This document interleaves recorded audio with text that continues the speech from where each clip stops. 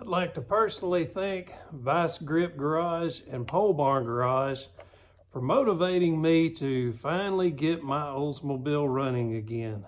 Man, I have had this car for, I think it's 33 years. I've driven it about 10 miles, and this car has literally sat still without running for probably about 10 years now, maybe 15. And I feel real bad about it, and I thought, man, I have got to get this car going again. And I know what you're thinking. If you're looking behind me, you're thinking, man, this car looks pretty good. This ought to be pretty easy. Well, unfortunately, this ain't the Oldsmobile I'm talking about getting running. I wished it was, because it would be easy. All I have to do with this one is put a key in it. We're ready to go. I will say this car help motivates me as well, because I have had this car since I was about 17 years old. My parents bought this car brand new. I have a picture of Mom standing right in front of that door, and Mom is pregnant. So how cool is that?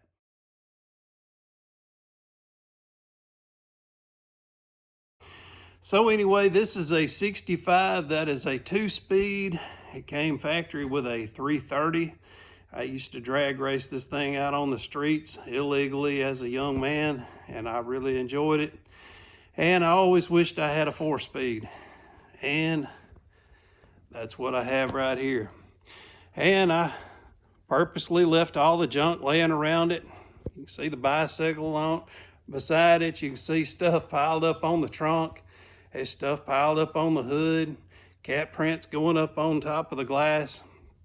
This car has not moved in at least 10 years. And as I said earlier, it's probably been driven 10 miles in the last 33 years. And I am about to change that. And I probably won't be filming much of this because of how hard it is to get a good angle with the camera on it. But anyway, I need to replace this fuel pump because I'm installing a new alternator bracket set, and that alternator bracket set will be going right here. And when I do that, it's going to be blocking this fuel pump. So I thought I would rather go ahead and put a new fuel pump in here, because it's going to be a headache to try to change it later on if it breaks down on the side of the road or something of that nature. So I thought, well, if I'm going to change out this alternator bracket, I might as well change the alternator. So let me show you how this cancer kind of works. As I said, it's kind of spreading like cancer. If you're going to change out the alternator, you need to change out the fuel pump while you're there. Well, also while you're there, you might as well change out the water pump. So I've already bought a new one, spray painted it the Oldsmobile Gold, so I'm going to be installing that as well. And I ordered all new hose to go all the way from the back to the front of the vehicle. It's got some metal lines inside there as well, so I won't be doing anything but blowing those out. But we'll be replacing all of the rubber hose, and they do come. I got this off of Amazon. Man, that's the way to go right there. Buy your hose off of Amazon. So this hose came with a whole bag of clips. And it's these kind of clips, and I do not trust these kind of clips at all. So I bought me some of the old school, and I already have some as well. So anyway, got a few other things I'm probably going to need along the way. And here's the new brackets that I got, and it took me a while to figure out how these brackets went on there. So I'm going to change the alternator while I'm there, and I'm also going to replace the heater core. And let me show you a little something about that, which also relates to this. I've never tried this stuff before, so I'm going to let you know if this stuff actually works or not. You can see they're showing it patching up a muffler. I don't know about doing that, but anyway, these are some chrome trim clips that you can put chrome trim back on a vehicle with. I'll show you that too. So if you notice, I have the chrome trim that goes down the side of the car, and it stops right here at the fender. Well, to put this back onto the fender, those two screws right there, you can see the screw holes. To replace those, when you put the trim back on, you have to have the fender off. Well, to take off the fender, you are right there to replace the heater core. So I thought it'd be a great time to do that. And you'll notice there is a hole inside of the heater core box. So that's where I'm going to try that patch stuff that I showed you from JB Weld. So I've got quite a bit of work cut out for me. And first thing I've got to do is start cleaning off the car, get all this junk off of it, get all this junk from around it. I'm not going to bother showing you that. Hey, we all know what it's like to clean a garage. Nobody wants to watch somebody else do it. Probably would like to watch somebody clean your garage though, I bet, wouldn't you? That'd be pretty sweet.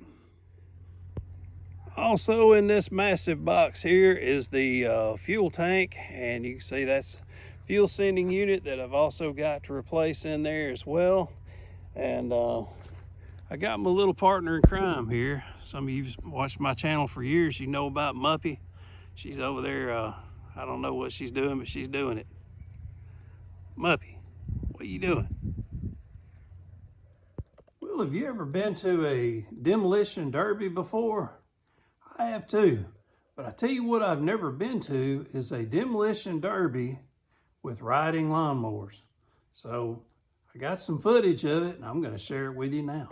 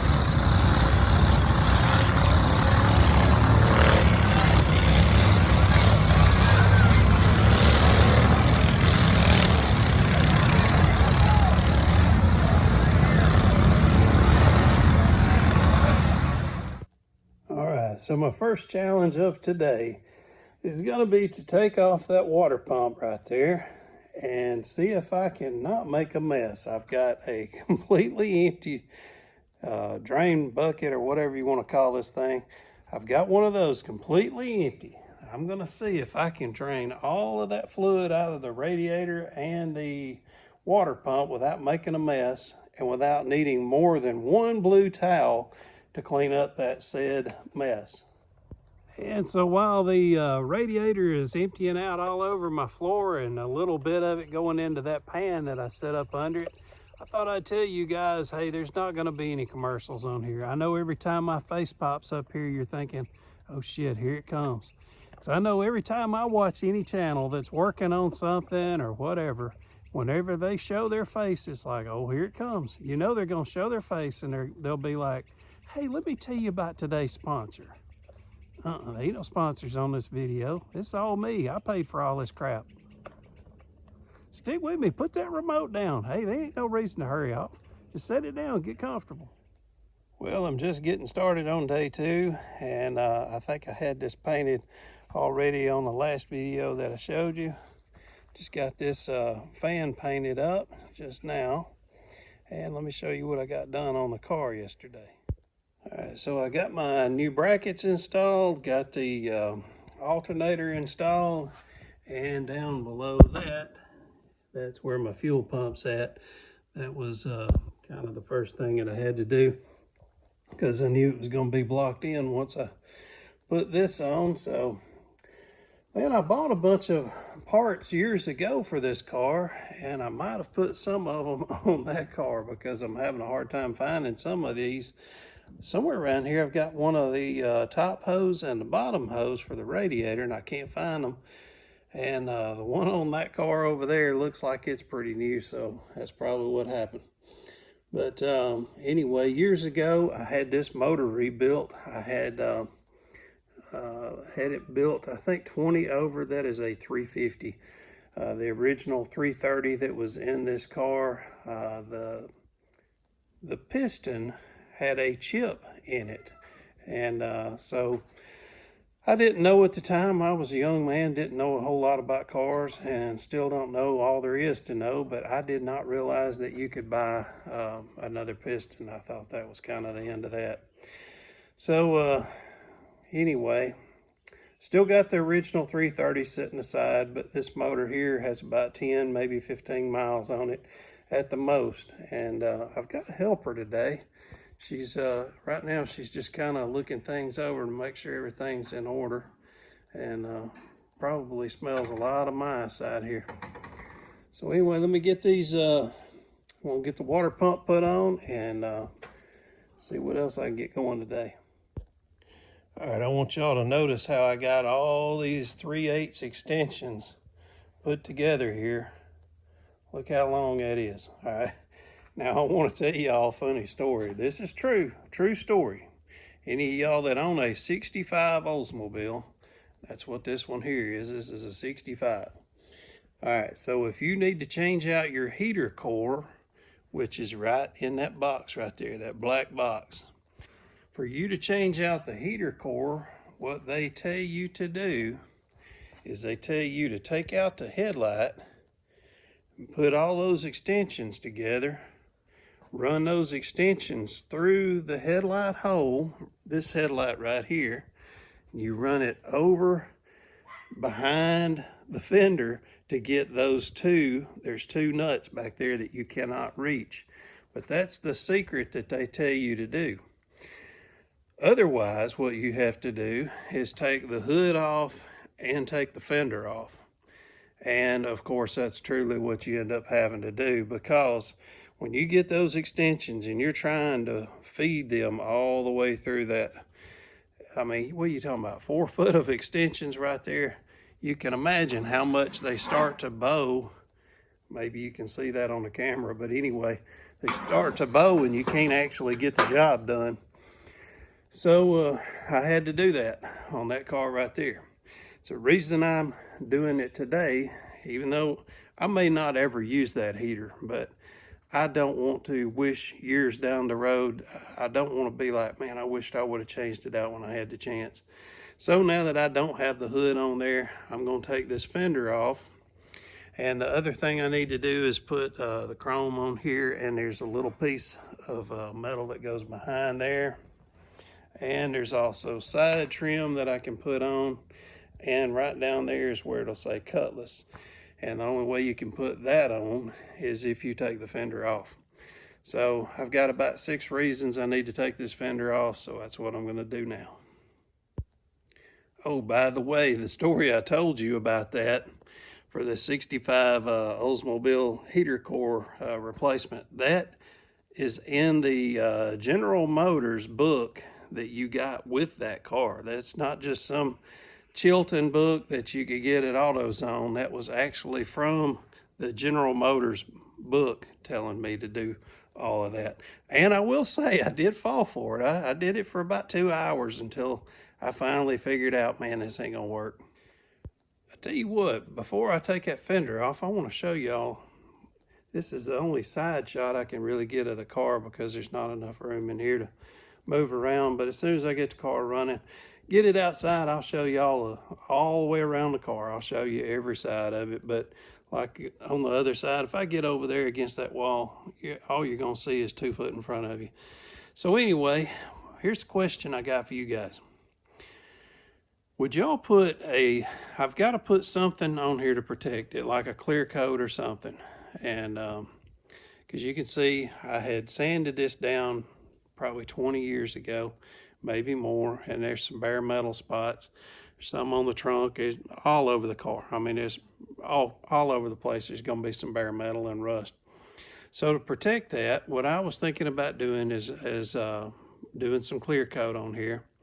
I'm not crazy about the real shiny clear coat, the gloss, high gloss or whatever.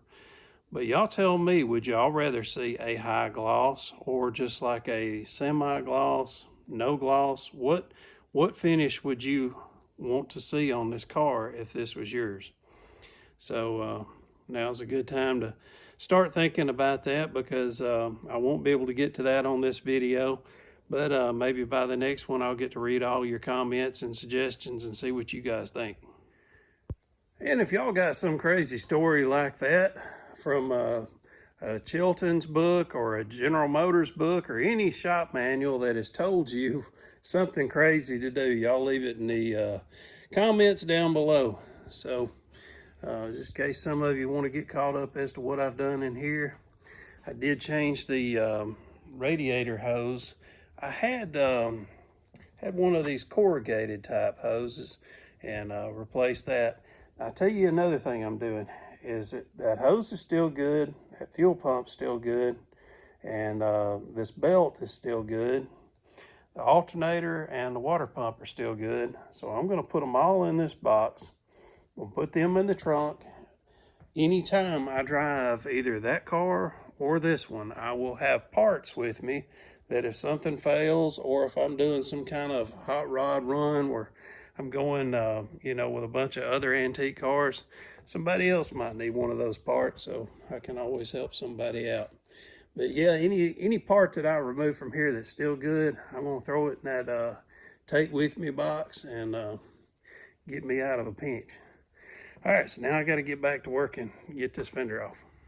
Got another suggestion I need from you guys. Got this old bicycle here. It's a Pierce Arrow from the 50s. I can get back and show you a good view of it. It's even got Pierce Arrow wrote on the chain guard. So anyway, I cannot keep these tires aired up. Those are brand new tires, brand new rubber in there. I even put the inserts inside the rims to try to keep them from going flat. So if y'all know of a good inner tube brand, please let me know down in the comments. I'd love to be able to ride this bicycle, but man, if I get the tires aired up on that thing, I can go about a half mile and I got to come back home. So both tires do the same thing. So y'all let me know. All right, well, I got the fender off. That only cost me about 3 cuss words. So anyway, I noticed this. I've always heard about B09 being in chalk on the inner fender well, which is that right there. And it's supposed to be on the passenger side. But I notice here, this says BB, and I can't tell what's going on here because this is upside down.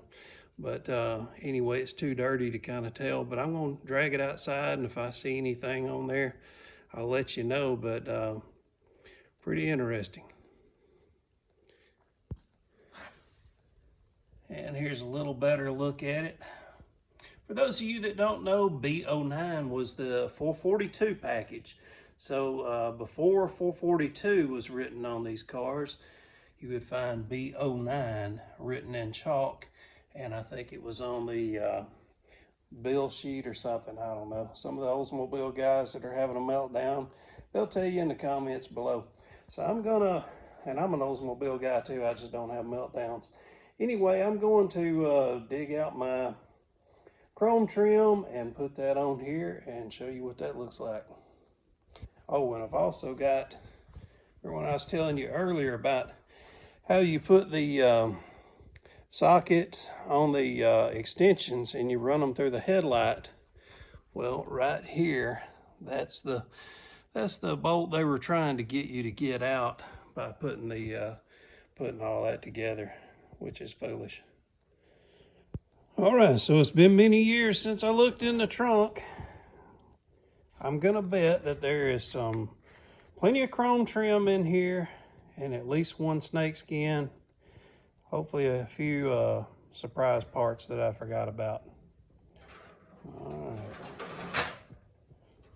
Yeah. I forgot about a lot of this. Man, yeah. You 442 guys like me are about to lose your mind right now, probably. Isn't this awesome? So this is what they call eyebrow molding. At least that's what somebody told me it was called. So that's what I really been wanting to find right there. I still don't doubt there's a snakeskin in there. Got a couple of, I remember having a full set, so there should be 4 of these hubcaps in here. Got plenty of other stuff going on. So let me dig all this out and I'll show you what cool stuff I find in here. Well, I've got a little bit of a confession I got to make. I know a lot of you are probably wondering, why did I have such a cool car and let it set up?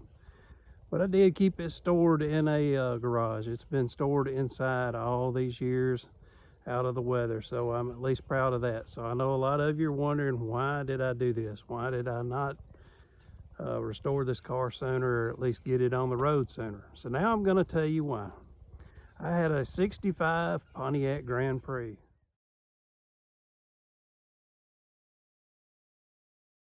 Man, that was a beautiful car. And I was riding down the road, and out of the corner of my eye, I could see coming out from under the floorboard was a snake, and it had went up under the dash. And a friend of mine, he happened to live right where it happened at. And I pulled up to his house. Well, I basically just slammed it up and parked and jumped out while the car was still moving. So I'm 6'1". I'm not scared of many things. Real not crazy about heights, but I just don't dig snakes at all, man. Snakes and me, we don't see eye to eye on anything. You know, I've always felt like anything that can move like 20 to 25 miles per hour, not have legs, not have arms, not have wings, and it can still move that fast, man, it's got to be straight from hell.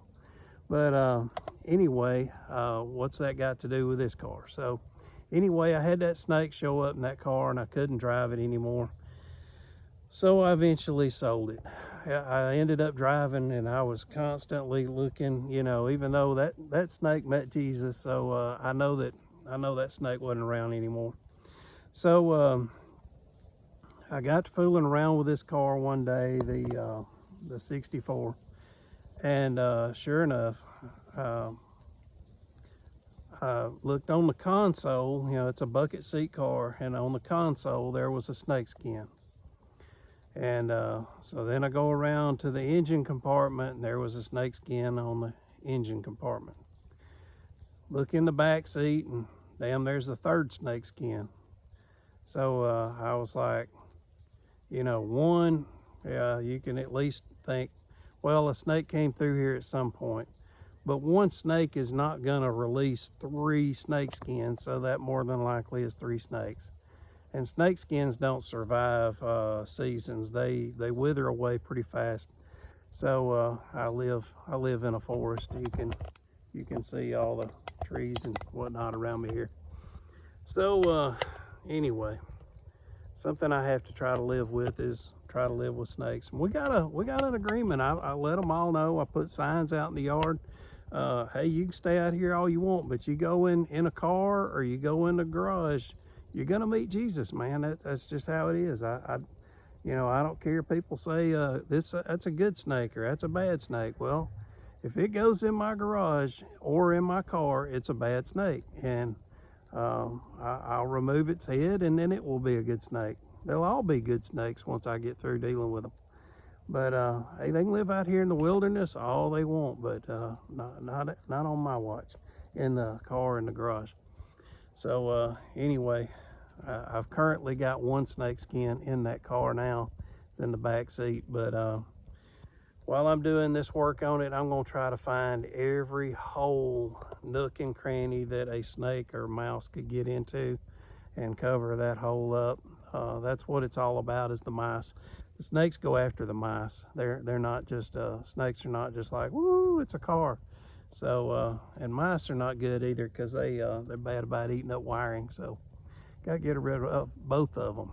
But yep, so that's why the car is sat there. And if you're wondering why is the chrome trim not been on the car, I took it off because I thought I was going to paint the car. But I thought I'd need it off, you know, to get the car painted up looking nice, and then once I got it painted up nice, then put the chrome back on. So no, car's never going to get painted, not in my lifetime. Well, I'm going to try to clean up my chrome. I've got a little bit of stain marks on there, and I don't know if that's paint splatter or what's going on right there, but anyway, I'm going to try using SOS pads. It's got that built-in soap stuff on it, and see what that'll do to it. Well, the SOS pad, that's what this is. It's got the built-in soap. I just get the Walmart brand. It works just the same. But man, yeah, got all the stains and paint and whatever out of this. Brought a little bit of shine to it. So I've got a spare piece in the car. It's actually kind of bent up piece that I won't actually need to use. So I think what I'm going to do is try a little longer and see if it will get it shining like chrome. Ooh, look what I found. I knew I had them around here somewhere, just wasn't sure where, but anyway, I did find them. And somewhere in the house, I still got my ex-wife's toothbrush, so I'm going to take that thing and some maybe some baking soda or something like that and try to clean these up a little better than they are before I put them back on.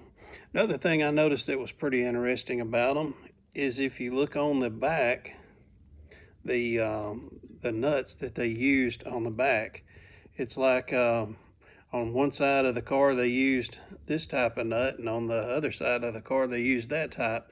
So it kind of lets you know what it was like on the assembly line back in the day, that wasn't one guy necessarily putting all the chrome on or wasn't working on both sides. It might have been one guy on one side and one on the other. So pretty neat. Or I guess in theory it could have, this car could have went to a body shop and for whatever reason they replaced one side or the other. But anyway, still pretty cool. One more quick thing I want to show you about these cutlass symbols that go on the fenders. You can notice that they're both exactly the same from the front side, and they're made of metal, which today's of course will be made of plastic. What I thought was kind of weird is if you look at the placement of where they put the nuts and the little pins, they're in different positions. Like you would think that they would be, both of them would be on the same point, but they're not. They're all at different points of the other. So I don't know, I just thought that was kind of weird. Why did they not make them exactly the same? Why would the left side be different from the right? Well, I had a good thought here. I'm gonna test out this fan motor on this heater before I put the fender back on. Matter of fact, I've not replaced the heater core yet. That's what I'm in the process of doing now. But I thought, man, I need to hurry up and test this thing. That way, if that motor's bad, I can at least get on eBay, Amazon, something, and try to find another one. But yeah, and another thing I realized is there's a little bit, you can see where somebody's done some taping on this wire here. So I think I'll also check the headlights and the blinkers, the turn signals, make sure everything works on those while I have easy access to everything. That way, if something's not working, I can pretty well fix it. Man, I'd hate to find out that I'd put this fender on, put the hood on, put all these parts back together, and then a year from now or whatever, find out the heater doesn't even work. So might as well take care of all that while I got it apart.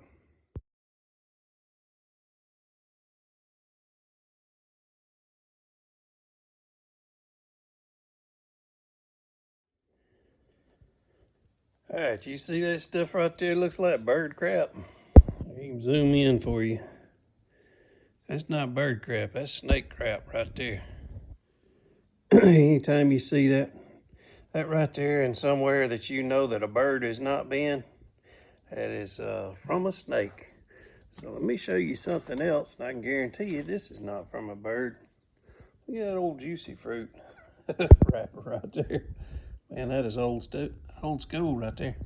All right, so you see in the back seat here, floorboard, got a little bit of junk. You see that right there? That is a snake skin. Look at that. Let me zoom in for you on that too. Look at that. See how big that thing is? Look here. It goes all the way up over there and goes right up under the seat. Whew. No, sir. Man, I hope this dude's found him another house. I hope he ain't hanging in here right now. He will meet Jesus. Y'all remember the rules. Like I said, I put signs out. I put signs low to the ground. I put them up high everywhere where these snakes can read them signs. It'd be like, man, we ain't gonna be fooling around in there. Well, I'm glad I checked. I could not get this fan motor going. So I'm going to take these screws out along here. I've already got one out. Take all these screws out, see if I can test this thing out on a bench and see if I can get it running. Maybe it just needs oiling in there. There may be I don't know, a dead snake or a rat house or something in here keeping it from wanting to turn. So do a little investigating and see what I can find out. Oh, and all the blinkers and headlights and everything did work, so that was good news. Well, I tested that blower motor, couldn't get it to work, so got one found on AutoZone. They're gonna have it at the store at 9 o'clock in the morning. I'm not gonna get up that early, but at least it'll be there when I wake up.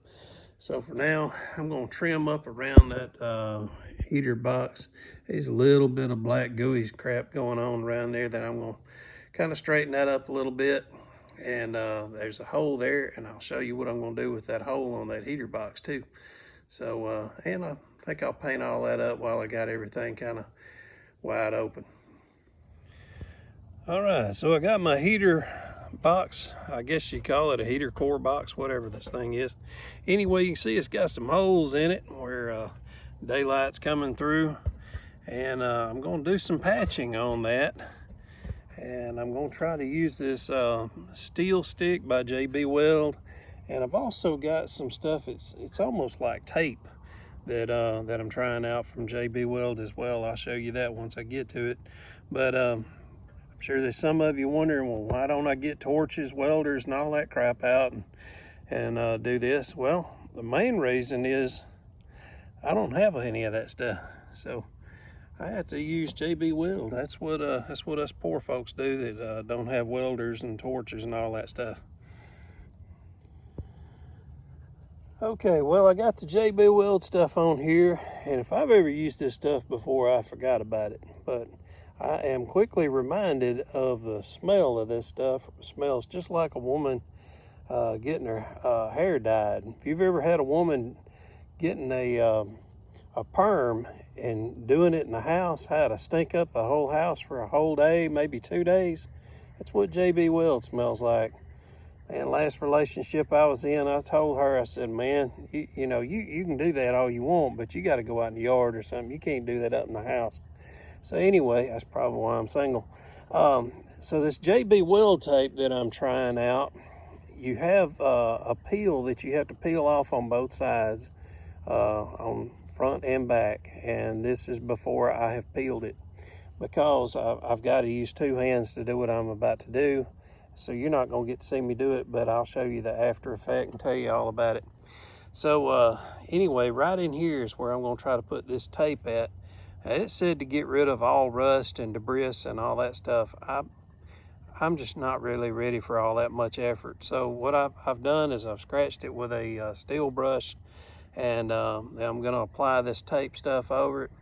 I have this torch down here that when I apply the torch to it, heat is supposed to make this stuff turn hard as steel. So I'm really kind of doubting it, but I'm still going to try it, because that's what it said on the package. And here's what the package looks like, and it's got a roll of this tape inside of it if you ever want to try it. And it's saying that you can put it on a muffler, but I don't know. Anyway, we'll give it a shot. All right, here's my honest review of this stuff. You will spend a long time trying to just get this film to come off. And when you do get it to come off, there's no sticky on this whatsoever. It does not want to stick. So when you're trying to get this to apply to whatever you're doing, it doesn't even want to stick to it. So it's totally useless. So then it tells you to heat it up. And when you heat it up, it will cure. Well, I'm telling you, this stuff is so thin, so flimsy. It did harden, I will say that, to some degree, but it is so thin. It is thinner than probably a Coke can. You can probably tell what I'm saying here of how hard it is. but beforehand it was almost like duct tape as far as the flexibility of it, but it was just so weak. I mean, it's totally worthless. Now, I'm sure the company and a lot of people would say I didn't clean it good enough, and they're probably right. But I can't imagine trying to crawl up under a car, as it's showing you on here, that you can actually put it on a muffler. I cannot imagine being frustrated, crawling up under the car. It's, you know, hot and there's no room to work, and you literally cannot get this film off. I had to take a knife and try to separate this film from the, you know, well, here it is. I mean, you can see, hopefully you can see from the side angle of that it's so thin, but yet trying to get both sides are covered with this red film, and you're trying to get both sides off. It's just like, why didn't they just have a corner peeled and say, pull here? You know, that would have helped out a lot, but that didn't even happen. But yeah, they need to go back to the drawing board on this. But the stuff that you need, as in KNEAD or however it's spelled, that stuff's working out pretty good. You can see it's starting to even come out of some of these holes. I pushed it from the inside, and it's coming from inside out and doing its thing, so I'll have to file that down or whatever I do with it.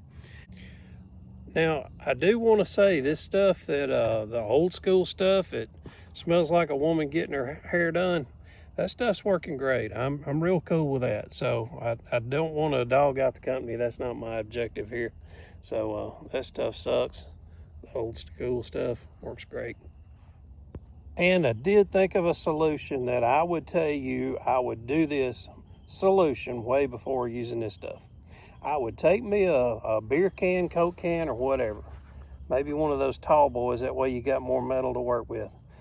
Cut the ends of it off so that you end up with a flat sheet of your aluminum.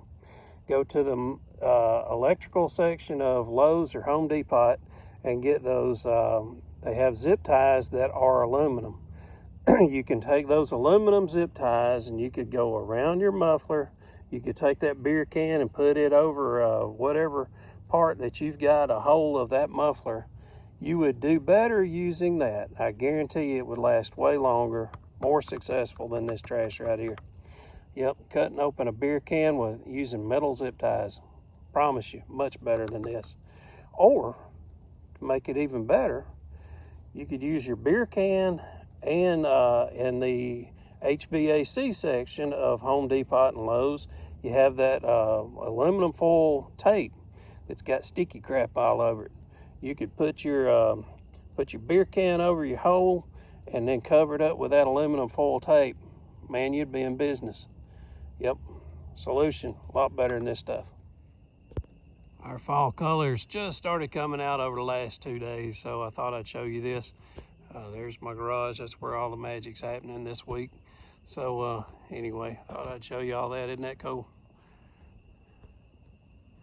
Starting to get dark, so it may not even show up that well.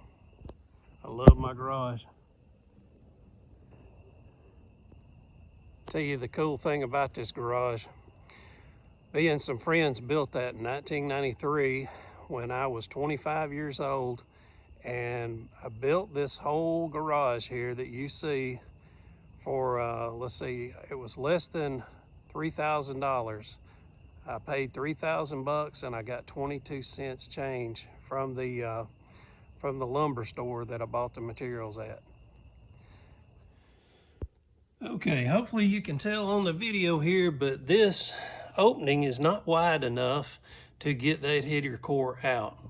Real great design there, Oldsmobile. No wonder you went out of business. So anyway, what I've got to do now is everything's loose from this side. So I've got to go in the car and get up under the dash there and get that out. And right there's where that snake poop is at that I got to waller around in. Lay down some plastic first or whatever I decide to do. And I think I showed you on another video clip where there was a snake skin in the back seat there. I tricked my mama into getting that out. How about that? There's a little bit of snake skin right there. Looks like she didn't get all of it. Let's see if we can hone in on that. See that? See that little snake skin right above that red thing there? Anyway, she got it outside, and it was probably about 5 foot long. And Mama, she don't care about snakes, but for whatever reason I do. Hey, Mama's got guts. Mama served in the military. She's 84 years old. She ain't scared of anything. That's the only thing I am scared of. I'm not scared of anything else, just snakes. Well, I got the fan motor about ready to install. I wanted to do a test run before I fully install it. And I noticed that there's a hole here about the size of what a mouse would want to crawl into. So before I fully install this, I am going to cover that hole up. Don't know why they did that. Don't know if it needs air to flow through there or not, but I have some metal window screen right there, a roll of it. And I'm going to cover up some holes down below here on the frame. And I'm also going to cover that hole up with it as well. Any hole that looks like a mouse or a snake might want to get into, I'm covering it up. All right, well, you can see I put some of this stuff here, ATV, RTV, GTO, GTX, MC4, MC Hammer, whatever stuff is. What is this stuff? RTV. All right, so anyway, I squirted some of this RTV on there, and I took some of the window screen, painted it black, and now I'm going to install it over that hole. Keep them mice out. Well, that didn't work worth a damn, but I did find something that did work. All right, so I got this stuff. It's called strip caulk, and what it is just pieces of rubber that you can use to make your own gaskets, I guess, for like turn signal covers and that kind of thing, lenses and all that stuff. So anyway, I put me a bead of it around here, and then I took the lighter and went about 3 laps, you know, about that speed. Then I pushed the screen into that rubber material. Then I took my lighter and went 3 more laps around there again so that it would kind of melt into the screen and hold it real good. And it looks like it's going to hold up pretty well. So, man, I really hate that that's the design of this, because when I install this on here, it's going to be about right in this area. So you'll be able to see it if you're over on the driver's side. But this car looks like hell anyway, so it really probably doesn't matter. But yeah, we also here in my area, we have dirt daubers. They look kind of like a wasp, but they'll go in there and they'll build a dirt and mud and all that stuff. So if I didn't cover that up, man, this thing wouldn't last no time. So glad I got that fixed, and so now I'm going to install it. Well, when I emptied the antifreeze into this pan here, you can see a lot of rust that's got in here, even this big old chunk of rust. So what I did is I put a filter into this funnel and I poured the antifreeze back in. This filter is some kind of fabric I got from my mom. And I also took the heater core and I bypassed it for now because it's brand new. So what I've done is I've just run it straight from here to the back of the engine. And after I run it for, I don't know, 10-15 minutes, maybe even longer, then I can filter out this antifreeze water and everything and put some new fresh stuff in. And then I can hook up my heater core.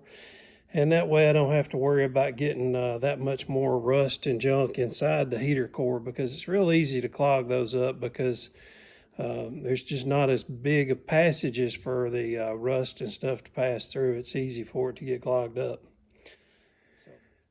And another thing I'm going to do while I still have some of the car taken apart, I'm going to get in there to the points and get those cleaned up just in case they need filing or whatever. I'd rather do that now and fight with that than wait till I get my fender and all that on and it be in my way. So while I can get to it and see it pretty well, I think I'm going to go ahead and work on that.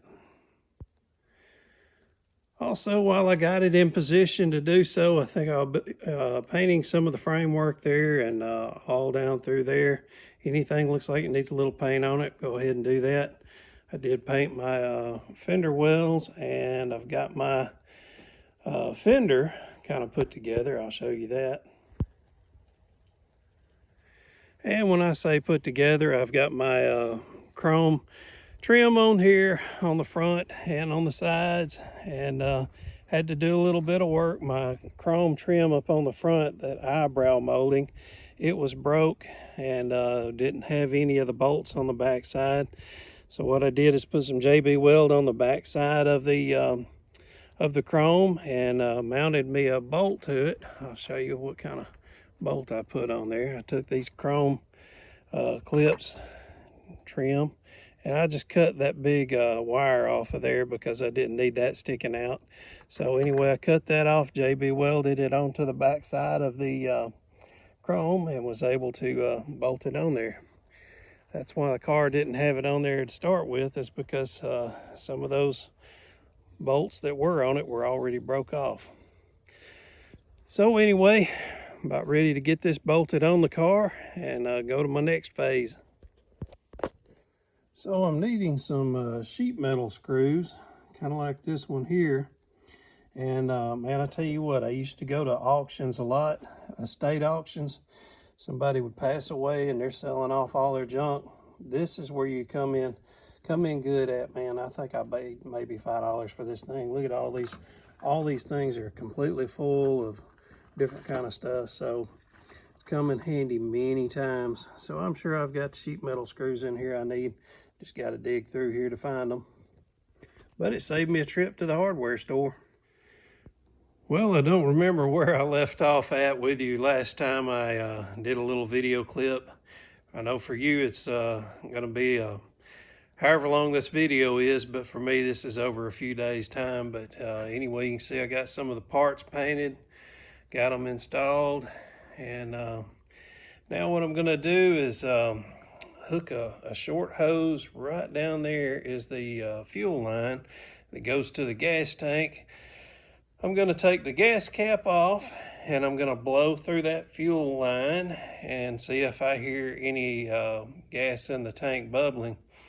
That way I'll know if the tank's empty or not before I go removing the gas tank and put my new one on. And here's the fender installed, and you can see where I did my chrome, got chrome over the wheel well and everything. So yeah, everything's starting to come together pretty good.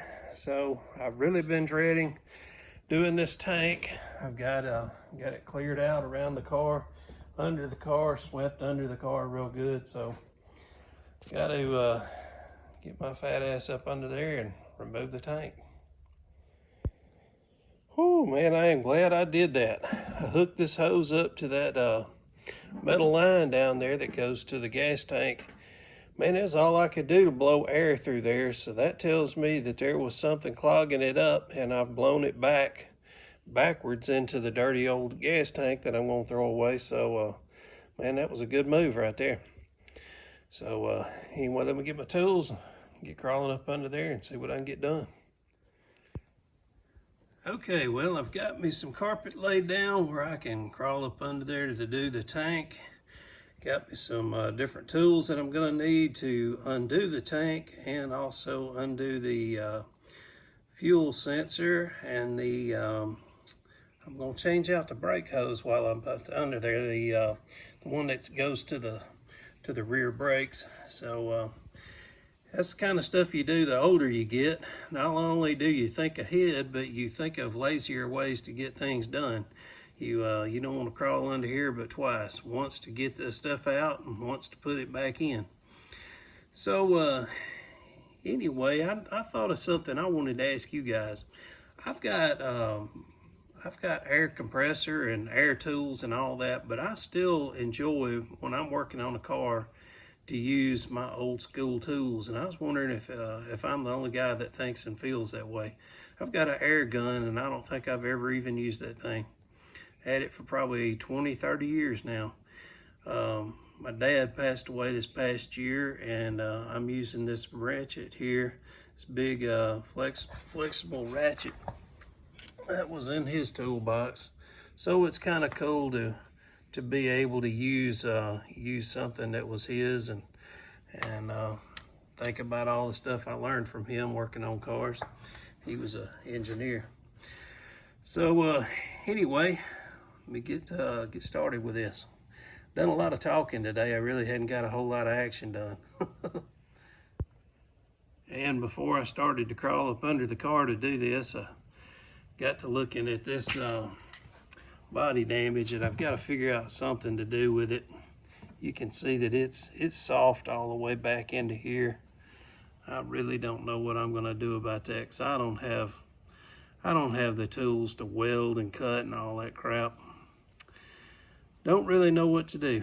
So anyway, got to come up with some kind of game plan on that.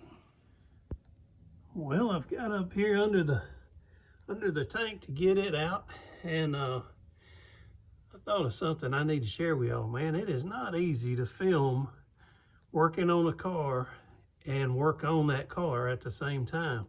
Problem you have is the camera's always in the way, and I never really thought about that, but it sure does make me appreciate those TV the shows that I watch. Man, I love Haggerty. That's my favorite. He don't ever work on anything though, and of course I hadn't been working on much either. But I like watching Vice Grip Garage and Pole Barn Garage. Those are two good ones that they do actually work on stuff. And it does make me appreciate seeing what they do and getting up under here and actually filming what they do at the same time. But one thing I do, if Derek, I doubt he's watching this because my channel's so small and my videos kind of suck. But man, if Derek, if you're watching, I did find out from Mark Chestnut. You were wondering the other day in a video, you said, I wonder what Mark Chestnut's doing.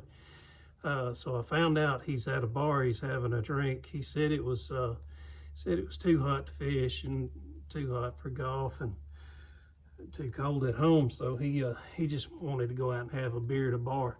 So that's what he's doing. You was wondering. I tried to find out what Jody Messina was doing. You was asking about her not too long ago as well, but I couldn't reach her. All right, so anyway, I'm gonna take this, got this stuff right here that I gotta take loose. Gotta take the fuel line loose and this sending unit wire, get all that stuff released so that when I take the tank loose, I'll be able to get it out. Well, there's a vice grip holding that bolt up there tight, and there's some lamp cord wire up under here. Wonder who worked on this thing before I did. If y'all have a clue, y'all put it down in the comments below. Well, I'm gonna have to get me another carpet remnant to lay on. You can see where I got some gas out. When I got my tank out, it actually did have some gas in it. It's weird because when I was blowing through the fuel line, I couldn't hear anything happen, but man, as soon as I got this thing loose and it started coming down, started pouring out. I took the gas cap out, like I said earlier, so I could hear if there was anything going on under there. And with the gas cap out, it was able to pour all over my carpet. So I learned a little lesson there. All right, so anyway, this is the first time I've ever pulled one of these. That was a new one for me. So let me look at my replacement and see if everything looks right on it. All right, well, I've decided to go ahead and start sanding my rims. I've got some wheels that have come in, some tires rather, and I already had 2 of them, but I ordered 2 for the front and had the 2 for the rear already. So now I'm sanding these down. I'm going to paint these tonight, and that way tomorrow all I have to do is go to the tire store and tell them to start mounting these. So I don't know if I've mentioned this in an earlier video clip or not, so I just wanted to kind of reiterate if I hadn't said anything already. But anyway, the reason I'm showing all this stuff on my videos is not for I'm not going to make a car channel out of this by no stretch, but I just kind of wanted to show my gratitude to the guys that do this and show what they do and kind of teach us as they go about it. And, you know, man, I don't know that I would have started working on this car had I not been watching some of those channels. So, you know, it's really been fun, man. I've enjoyed doing this, and I hope that I can encourage you. If you've got a car sitting out in your garage and it's been sitting there a long time, get that thing out. Start working on it. Even if you know, if you can't afford to, get out there and do what you can afford to do. You can afford to do labor. Even if you can't afford to throw money at it, you know. Sell some crap of that you're not using that you'd rather get rid of and get your car going, have your yard sale. I don't know, whatever you need to do. But if you're like me, man, I really hate that I let this car sit here all these years. This car didn't deserve that. So I'm gonna do it right. So anyway, let me get these wheels painted up.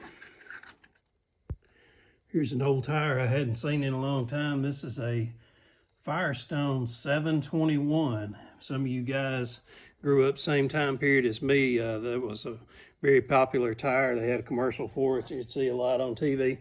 7 wrapped around 2, wrapped around 1, I think is what it was talking about. You had strands of steel in the inside the wall of the tire. Another cool thing is this car, when I bought it, had a Montgomery Ward tire on it, a Sears tire, a Kmart tire, and I think the other was JCPenney. Anyway, all 4 tires came from a different department store. So I thought that was pretty neat. But anyway, those tires are long gone, but that's what came on it from when I got it in 79. I misspoke. I meant to say when I got the car in 91. The car was parked in 79, and that was the tires that it had on it. Well, while I'm cleaning this rim, I thought I'd tell you another cool story. I was out here working on a car for a guy. It was a Volkswagen Bug. I think it's around early 70s model, something like that. I was doing body work for him, getting it painted up. And I guess it was around 3 or 4 o'clock in the morning. I was out here working. I like working late at night. So anyway, had all the garage doors opened up and everything, and standing on that car, and I heard some gravel moving, and I thought, well, what do you know, my old lady come out here to check on me. Well, I turned around to you know, acknowledge her, and when I looked up, I didn't see anybody, but I just heard this gravel move like inches away from me. So I looked down on the ground just inches away from me, and there was a raccoon. Here it is, like 3 or 4 o'clock in the morning, and man, that scared the hell out of me. You know, if you saw a raccoon just, you know, in broad daylight, or if you saw one at a zoo, or saw one, you know, walking around or something, it's one thing. But when you're working on a car 3 or 4 o'clock in the morning, you kind of get zoned out thinking about whatever you're working on. And then all of a sudden, here's a raccoon staring at you about, I don't know, 3 feet away.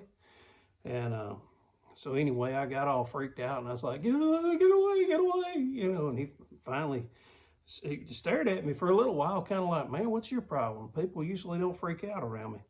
So anyway, it walked off and went on about its way.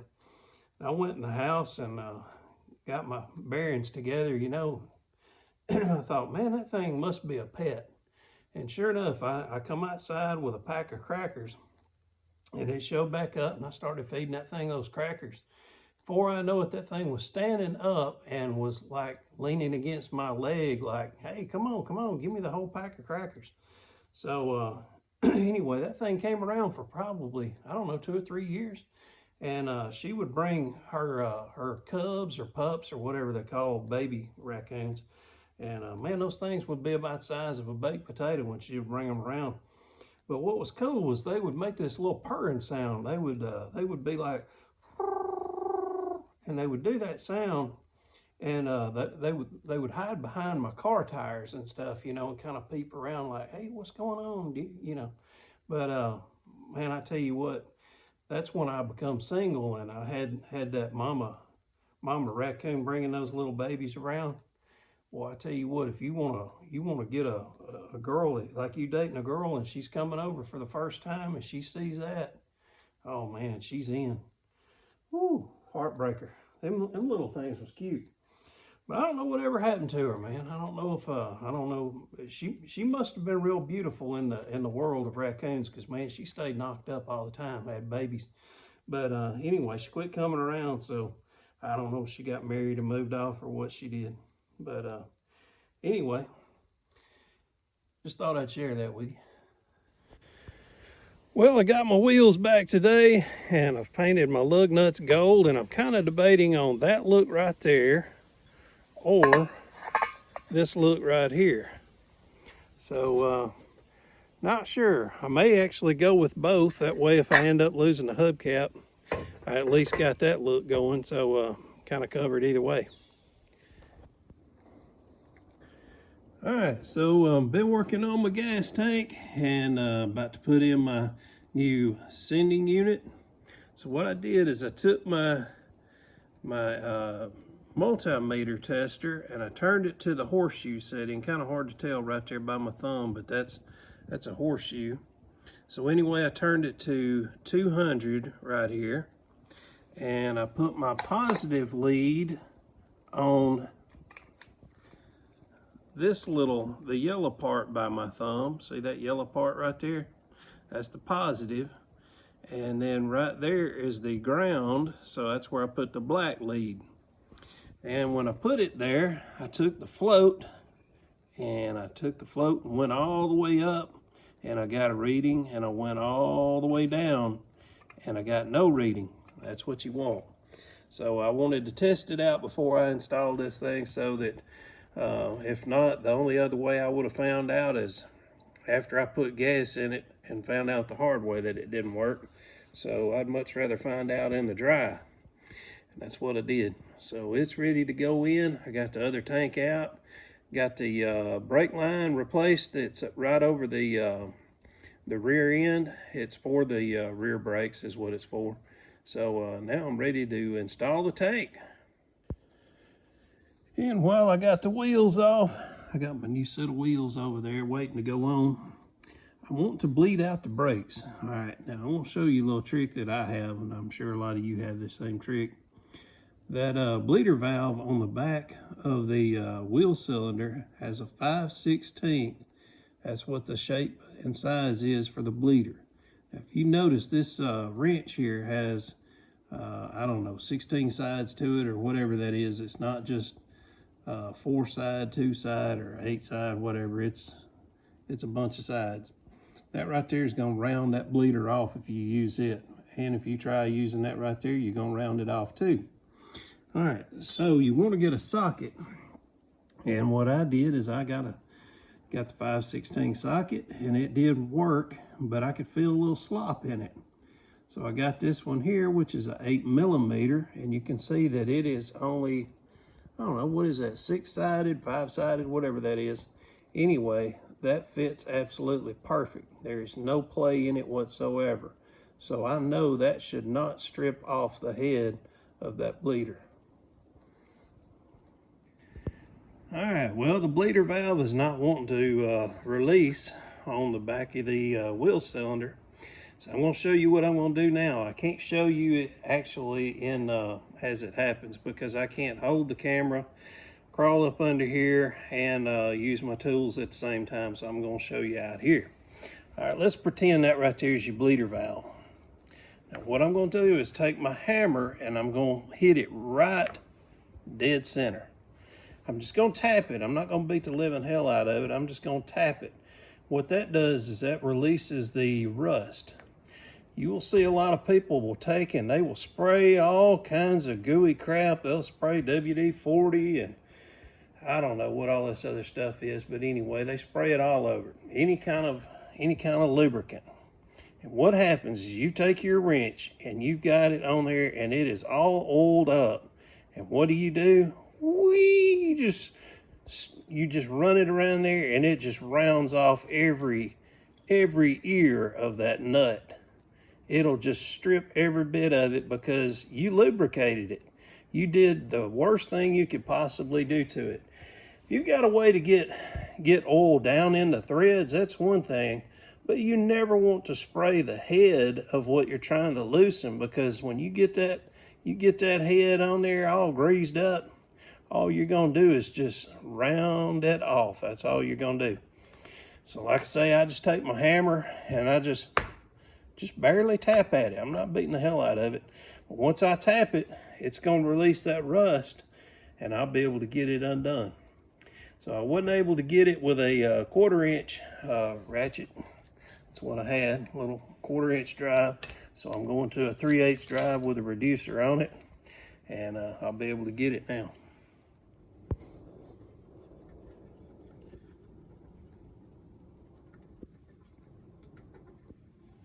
And just like that, there she is. Look there, it didn't round off the head or anything. All I did was just pop it one good time right there on the top of it and use a good tight socket. Look at there, she ready to roll. So the reason I wanted to do this is I wanted to start at the rear, see if I could get some fluid to shoot out of this thing, and I'd like to do it while I don't have the wheels on. That way I don't have to take them on and off again if I had to. So let's see if I can get some brake fluid to shoot out this thing. Well, the entire brake system's about 15 years old. I think that's about how long ago it was that I changed it all out. And anyway, the brake pedal was stuck at first, but I got it going, and then I could feel a little resistance. And you can see right there in the floor where it squirted. I could actually hear it. It was like, and so anyway, I've got it tightened back down. Now I can put this wheel on, go to the other side and do the same thing, and then go to the front and work it out too. That's not gonna have it perfect. Still gonna be plenty of air in the lines, but it's a good start. All right, so I got the sending unit in. I have also installed my hoses, and I made sure to get my clamps on there tight and everything, and got them positioned the way I want them, so that if I'm ever having to crawl under the car, I can get to the clamps. I don't want those turned upright to where I couldn't get to them because the trunk of the car would be in the way. So I've got them turned to where I can easily crawl up under the car if I had to, and if this was a screwdriver, I could easily get to it.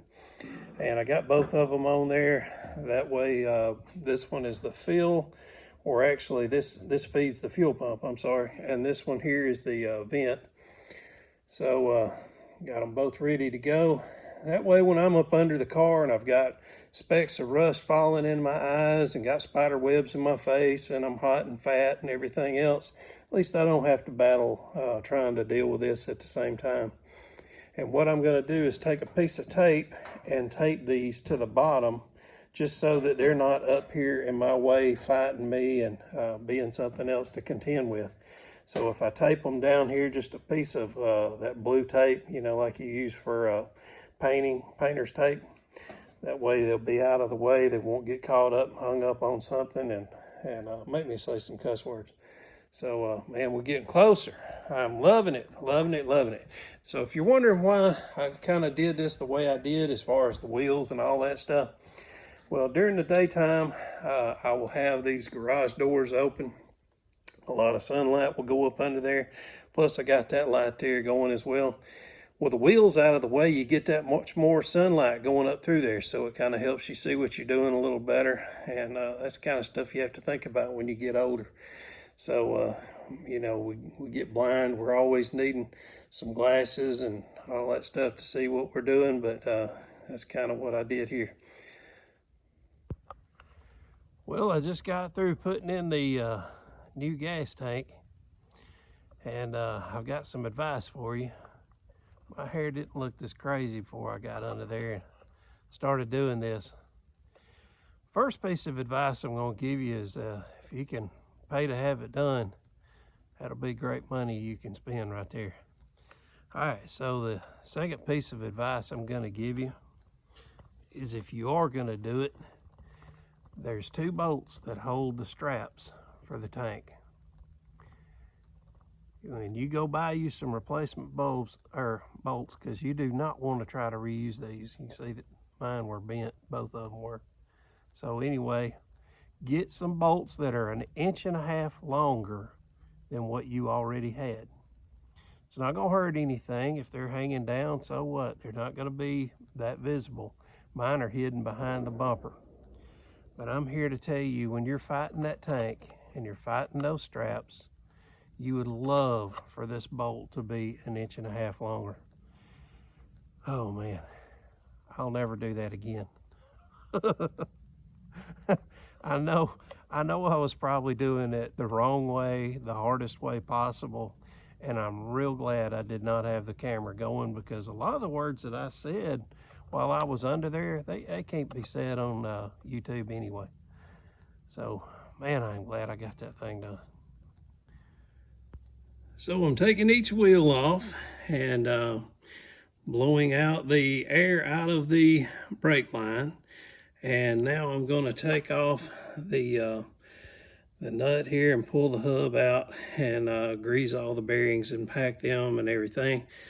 Kind of do everything while I've got it taken apart or somewhat apart, and save me a little trouble down the road. And while I'm in there, I can look at the brakes, but I'm pretty certain that I changed out the brakes on all of these wheels. All right, so I got another tip. You guys are gonna love this. All right, so what I do is you imagine this is your line coming from the gas tank. You put in this shutoff valve. The reason you do that is so that you can go to your brand new tank and put 2 gallons of gas in it, then go look at your gas gauge and see what's showing as 2 gallons of gas. Then you can go back there and pour in 3 gallons, and now you've got a total of 5 gallons. So you can see how much 5 gallons of gas is going to truly register on your gas gauge. And the awesomeness of that is, if you're out traveling and you're away from gas stations, at least you know how much further you can go. All right, so what I'm going to do is take this little valve and I will open it, and of course now fuel is going to flow through. If you tried to do this without that shutoff, of course gas is going to run straight out. So what I'm going to do is hook this, I've got an electric fuel pump, hook that up to a battery, and then I'll have this line running into a container. The reason I want to do that is I know there is rust in those lines that go from the gas tank all the way down through the car. You got to remember, this car has basically been sitting since 1979. It did get run about 10-15 miles somewhere around 1991, but that's been about it. 93, somewhere around there. All right, so I will run this for just long enough to get all the crud out of the fuel lines, and once the gas starts coming out of this line and looking real nice and fresh, then I will delete this system right here and go to my factory fuel pump that is mounted on the engine. So you can do this with any car. Now, here's the good thing of, if you leave that little shutoff in your fuel system, let's say tornadoes come through, or hurricane or whatever, and you need the gas that is in this car, you can shut that valve off right there, and you can unhook all of this that goes to your regular fuel pump, just like I was talking about. Now you can install this, and you can pour gas right into your generator or into your gas can. You can do that with any and all of your vehicles.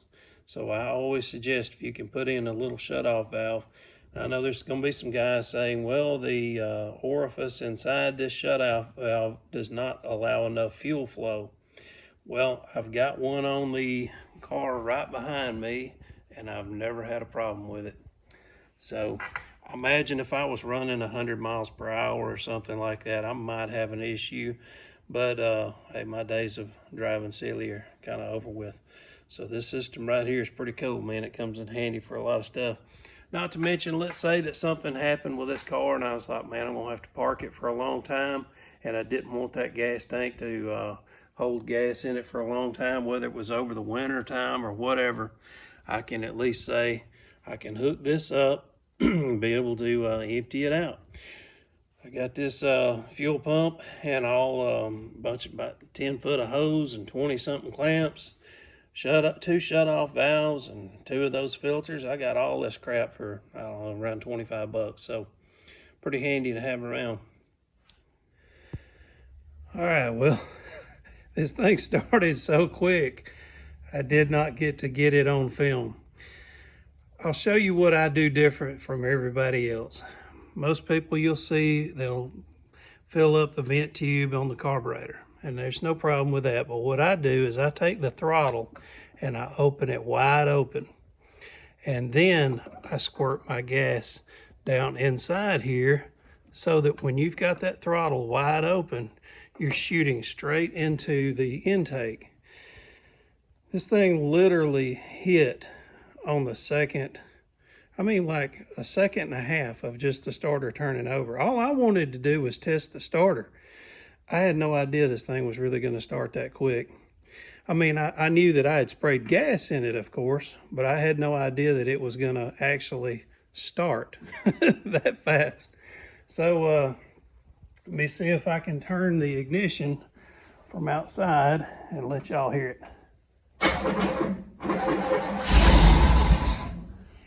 Because I'm using an RV battery. I'm not using a standard battery. So, of course, I don't have quite the juice that I'd like to have on this thing. But you can see how quick this thing fired up. And for my squirt bottle, I use a little Gatorade bottle. And you can see that I've poked a hole using a nail right there in the center of it. That way I can shoot a stream into it. I've got the battery on charge. I'm going to have to buy a battery anyway. Main thing was I just wanted to hear the motor run. As soon as I started the engine, I've got side pipes on it, and it was shooting acorns out, hitting the wall. So anyway, tomorrow I will go buy a real battery for this thing, but I'm hoping that's all that's wrong. I'm hoping I don't need to change out the starter. It is dragging slow. Hopefully it's just the battery. I've changed enough parts for a while. Well, I thought I was just about completed with this video, and then I realized, man, if you're gonna do a video with cars and auto repair, you've got to have at least one clip where you're moving around real fast. You're probably not even really doing anything, but you got to have some annoying music playing in the background. So I thought, man, I got to go back out in the shop and run around this car and get that done. So here we go.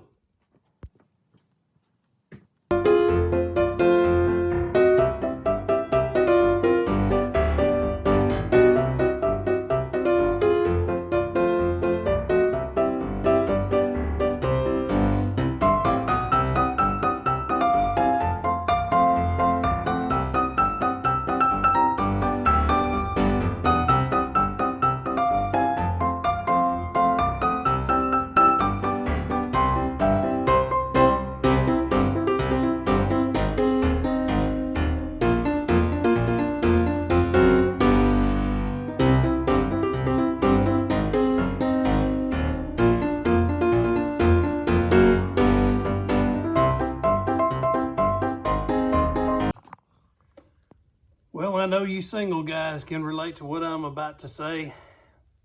You know, we've spent a little bit of time together, and I hope to hear from you again soon. But, man, don't ghost me. It's bad enough being single, and that's what women do these days. They ghost you. They hang out with you, they get a free meal, and then you never hear from them again.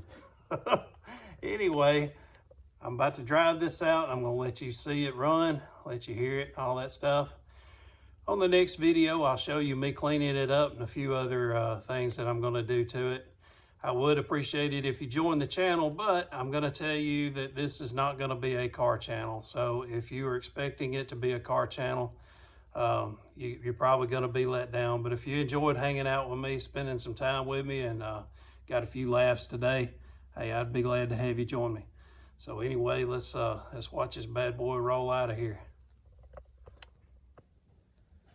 Gotta check for snakes.